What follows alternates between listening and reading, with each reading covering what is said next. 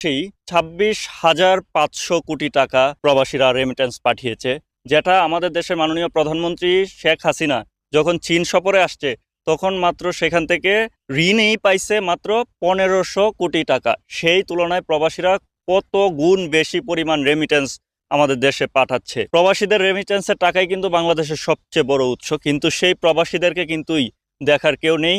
সেই প্রবাসীদেরকে নিয়ে কিন্তু কোনো ইন্টারনেট বা কোনো নিউজ পেপারে কোথাও কেউ কিছু কথা বলছে না। কারণ এই যে প্রবাসীরা এই আন্দোলনের মধ্যে তারা তাদের ফ্যামিলির সাথে কথা বলতে পারতেছে না, দেশের এইরকম একটা পরিস্থিতিতে যেখানে কারফিউ জারি হয়েছে সেই জায়গাতে তারা কিন্তু তাদের ফ্যামিলির কোনো খোঁজ খবর নিতে পারতেছে না, ইন্টারনেট ব্যবহার করতে পারতেছে না। সারাদিন কাজ করার পর তারা যখন বাসায় ফিরে তখন তাদের ফ্যামিলির সাথে কথা বলতে ইচ্ছা করে, সেই জায়গাতে কিন্তু তারা কথা বলতে পারতেছে না। আমি এটা নিয়ে বারবার কথা বলার চেষ্টা করতেছি, আমাদের দেশের যারা উচ্চ পদস্থ কর্মকর্তা আছে তাদেরকে দৃষ্টি আকর্ষণ করার চেষ্টা করতে